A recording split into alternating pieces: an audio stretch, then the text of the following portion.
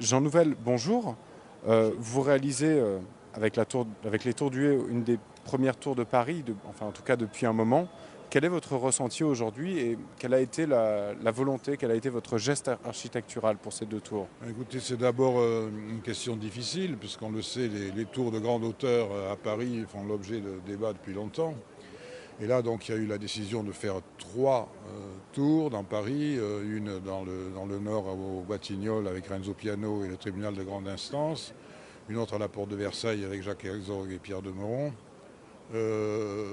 C'est la troisième, donc, c'est celle qui va se faire au bout de Masséna et le long des périphériques dans le 13e arrondissement.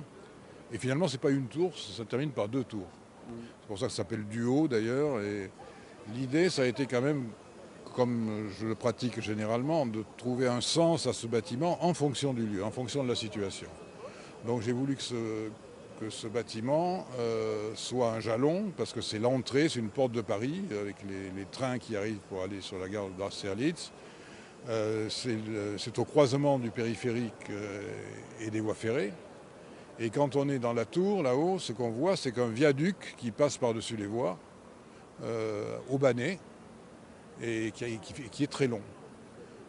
Donc cette superposition des deux mouvements, les voitures dans les deux sens et les trains dans les deux sens aussi, mais comme des petits verres pointillés de lumière comme ça le soir, c'est un spectacle urbain.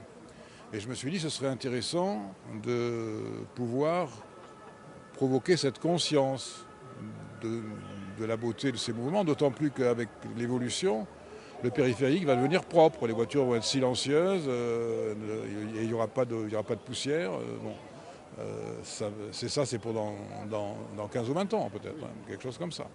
Bon, donc les tours sont penchées. Ça permettra de la voir d'ailleurs depuis l'avenue de France, comme si on passe la tête par la fenêtre. Et à partir de là, donc, on tenait un peu l'argument, le premier argument, mais le fait de jouer aussi avec deux tours devant l'hôtel Berlier qui est là. On a voulu jouer sur le mouvement aussi pour dégager plus d'espace et plus de lumière pour le bâtiment qui était derrière. Et on a joué les deux tours finalement comme deux danseurs pratiquement. Donc il y a un mouvement qui est accentué encore sur le plan anthropomorphique par la présence d'une tête sur la tour principale et je dirais d'une sorte de casquette sur la deuxième. Donc il y a un côté imagé, contrôlé quand même, hein, c'est pas une bande dessinée, mais il y a quand même une dynamique qui est en relation avec le lieu. Les gens qui passeront sur le périphérique verront, de jour comme de nuit, cette cinétique liée aux trains et aux voitures.